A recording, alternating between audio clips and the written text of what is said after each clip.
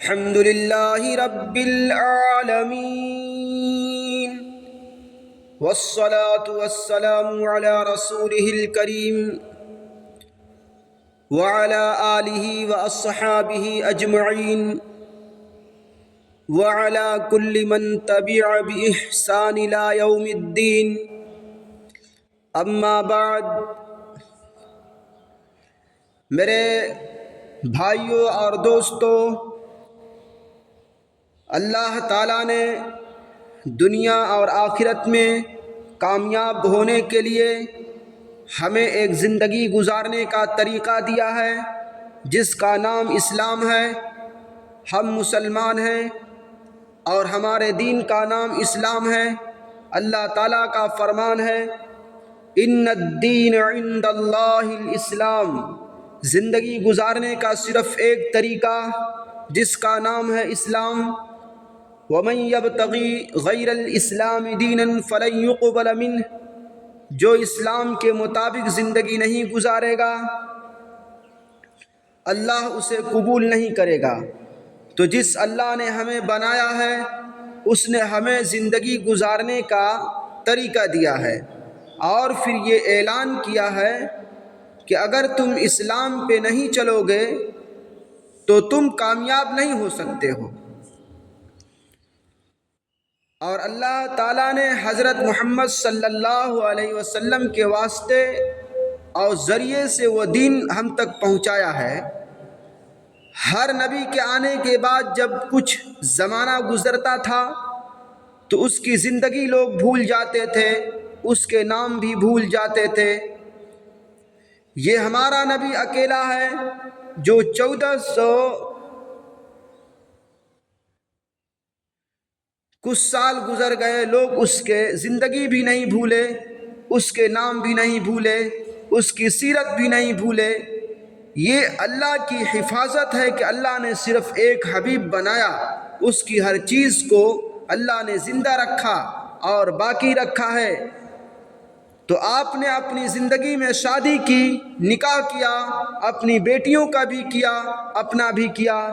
ہمیں زندگی گزارنے میں سہولت ہو گئی، آسانی ہو گئی. عیسیٰ علیہ السلام نے تو شادی نہیں کی، تو ان کی امت کو شادی کرنے کے لیے اپنے نبی سے کوئی طریقہ معلوم نہیں ہے. ہمارے نبی نے خود بھی شادی کی، اپنی بیٹیوں کی شادی کی، اپنے صحابہ کے شادیوں میں شرکت فرمائی. تو میرے محترم بھائیوں، میں مختصر وقت میں یہ عرض کرنا چاہتا ہوں کہ اللہ تعالیٰ کو راضی کرنے کے لیے دو باتیں ضروری ہے: ایک عبادت، ایک اچھے اخلاق. ایک عبادت، ایک اچھے اخلاق، یہ سارا دین. دو باتیں، ایک ہم اللہ کے نیک بندے بنے اس کی عبادت کے ساتھ، اور ایک ہم اچھے انسان بنے لوگوں کی خدمت کے ساتھ. سارے دین میں بے شمار چیزیں ہیں، لیکن ساری چیزوں کو جمع کروں تو دو باتیں. ایک عبادت کہ میں اللہ کے آگے سر جھکاؤں. سارے گاؤں میں کوئی بے نمازی نہ ہو، کوئی مرد کوئی عورت جس نے کلمہ پڑھا ہے وہ بے نمازی نہ ہو.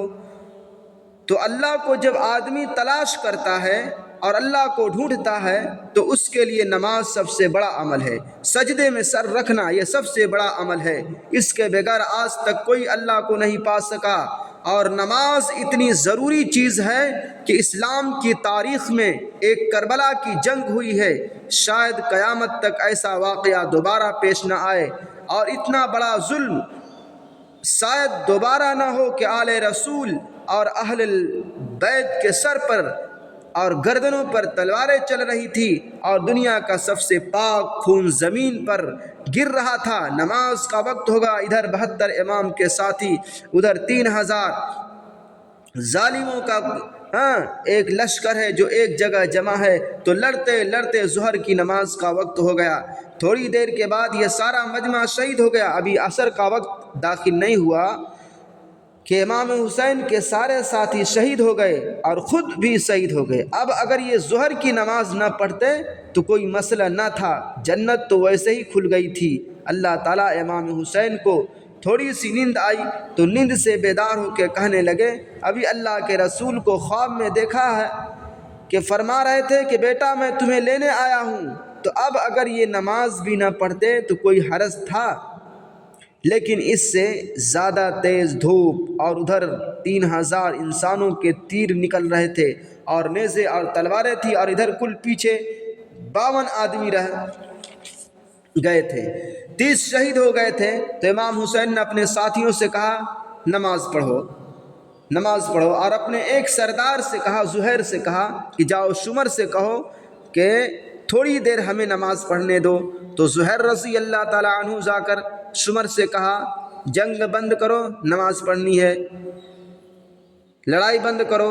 تو کہنے لگا ہم جنگ نہیں بند کریں گے، ہم لڑیں گے، ہم ماریں گے۔ تو انہوں نے واپس آ کر کہا جی وہ تو کہتے ہیں کہ ہم جنگ بند نہیں کریں گے، وہ تو پھر امام صاحب نے فرمایا کہ تم ایسا کرو کہ آدھے ان سے ساتھ لڑائی کرو، آدھے نماز پڑھو۔ تو 26 آدمی 3000 سے لڑتے رہے اور 26 نے اللہ اکبر کہہ کر نماز شروع کر دی۔ پانی بھی کوئی نہیں کہ وضو کرے، شاید اپنے خون ہی سے وضو کر رہے تھے کہ خون ہی خون تھا، اور مٹی بھی کوئی نہیں تھی کہ وہ اٹھا کر وضو کرے۔ بہرحال تیمم کیا، اور کسی کا ہاتھ کٹ چکا، کسی کا پاؤں کٹ چکا، کسی کے کمر میں تیر، کسی کے پسلی میں تیر، کسی کے سینے میں تیر ہے، اور خون پانی کی طرح بہہ رہا ہے۔ اللہ اکبر، یہ عجب نماز پڑھی گئی میرے بھائیوں۔ تو اس بستی والوں، اذان ہو تو 2 آدمی نماز پڑھنے آئے اور 98 مسجد میں نہ آئے تو یہ اللہ کو کیسے جواب دیں گے؟ اللہ کے رسول کے سب سے پیارے حسن اور حسین، سب سے محبوب ہستیاں اور جنت کا سردار اللہ کے نبی نے کہا میرے بیٹے اللہ کے نبی نے کہا میرے بیٹے حسن اور حسین جنت کے سردار ہیں، وہ تو نماز چھوڑتے نہیں، اور یہ بستی کے لوگ کہیں کہ اللہ بخشے تو اللہ غفور الرحیم۔ تو یہ ہمیں شیطان نے دھوکہ دیا ہے۔ پھر ان 26 آدمیوں نے نماز پڑھ کر آگے دشمن کے سامنے کھڑے ہو گئے، پھر دوسرے 26 نے جا کر نماز پڑھی، اور اسی طرح پڑھی کہ خون ہی خون ہے، اور اللہ اکبر، اور سجدے میں سبحان ربی الاعلی، ایسی نماز 1400 کچھ عرصے میں شاید ہی کسی موقع پر پڑھی گئی ہو۔ یہ بتایا گیا کہ یہ جنت کے سردار، جو جنت کے سردار ہیں وہ بھی نماز نہیں چھوڑ سکتے، تو یہ بستی والے کیسے نماز چھوڑتے ہیں؟ اور ان کے لیے کیسی گنجائش ہے کہ اللہ اکبر کے بعد حی علی الصلاۃ، آ جاؤ نماز کے لیے، آ جاؤ نماز کے لیے، یہ دن میں 5 دفعہ اذان اور 10 دفعہ اعلان، آ جاؤ آ جاؤ۔ تو پھر صرف 2 آدمی مسجد میں آئے، نہ کوئی بوڑھا جائے نہ کوئی جوان آئے، تو یہ کتنا بڑا ظلم ہو گیا، کتنی بڑی ہم نے اپنے اوپر زیادتی کی ہے۔ اللہ کے بلانے پر ہم اس کے گھر نہیں گئے۔ تو میرے بھائیوں، سب سے پہلی بات اسلام میں ہے جس سے آدمی اللہ کو راضی کرتا ہے، وہ عبادت ہے، عبادت۔ اور عبادت میں سب سے بڑی چیز نماز کے بغیر نہ اللہ کا تعلق ملتا ہے نہ اللہ راضی ہوتا ہے۔ تو پھر دوسری چیز ہے اچھے اخلاق۔ ہمارے نبی دنیا سے جا رہے تھے تو آپ نے فرمایا الصلاۃ، میری امت نماز نہ چھوڑنا، دنیا والوں نماز نہ چھوڑنا۔ اور کتنے دیہات دیکھے ہیں جن میں ایک مسلمان نماز پڑھنے والا کوئی نہیں، ایک بھی کوئی نہیں۔ اور سب سے پہلا سوال اللہ کے دربار میں موت کے بعد آخرت اور حشر میں نماز کا ہوگا۔ تو اللہ کے نبی نے کہا میری امت نماز نہ چھوڑنا۔ دوسرا کیا کہا؟ وما ملکت ایمانکم، اپنے اخلاق اچھے کرنا، اور اپنے ملازم، اپنے نوکر، اپنے حاری، ان کے ساتھ اچھا سلوک کرنا، ان کی مزدوری نہ کھا جانا، ان کی محنت نہ کھا جانا، ان پہ ظلم نہ کرنا، ان پہ زیادتی نہ کرنا، یہ اچھے اخلاق ہیں۔ یہ سارا دین 2 چیزوں سے مکمل ہوتا ہے، ایک عبادت جو میں اللہ کے آگے سر جھکاتا ہوں، ایک اچھے اخلاق جس سے میں لوگوں کی خدمت کرتا ہوں، ان کے سامنے چھوٹا بن جاتا ہوں، ان کو تکلیف پہنچانے سے بچتا ہوں، ان کو دکھ دینے سے بچتا ہوں۔ میرے نبی نے فرمایا کہ جو مزدور تمہارے پاس مزدوری کرے اس کا پسینہ خشک ہونے سے پہلے اس کی مزدوری اس کے ہاتھ میں دے دو۔ کتنا حق بتایا؟ مزدور کا اور غریب کا کہ جب وہ مزدوری کر لے تو اس کا پیسہ پسینہ خشک ہونے سے پہلے اس کے ہاتھ میں اس کا پیسہ دے دو۔ تو میرے بھائیوں، دو باتیں ہیں، ایک عبادت، ایک اچھے اخلاق، کہ اللہ کے بندوں کے ساتھ محبت، حسن سلوک، درگزر اور معاف کرنا یہ ہماری عادت بن جائے اور یہ ہماری فطرت بن جائے۔ ہم گالی کے مقابلے میں گالی نہ دیں، دعا دیں، اور ظلم کے بدلے میں ظلم نہ کریں، معاف کر دیں۔ یہ دو چیزوں سے جا کر دین مکمل ہو جاتا ہے۔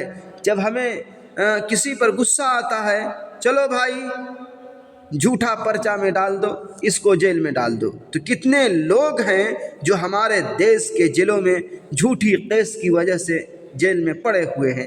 یہ ظلم ہے، صرف اتنا ظلم نہیں کہ اس کو قتل کر دو، صرف اتنا ظلم نہیں کہ کسی کو قتل کر دو، یہ بھی بڑا ظلم ہے کہ کسی کی مزدوری نہ دو، کسی کا حق نہ دو، کسی کو جھوٹا پرچہ میں ڈال کے اسے جیل میں ڈال دو، یہ بھی بڑا ظلم ہے۔ یہ بھی بہت بڑی زیادتی ہے کہ تم اپنے باپ کے سامنے بدتمیزی کرو، ماں کے ساتھ بدتمیزی کرو، اپنے بیوی کے ساتھ برا سلوک کرو، اپنے بھائی سے سلام دعا نہ کرو، یہ ظلم اور زیادتی ہے۔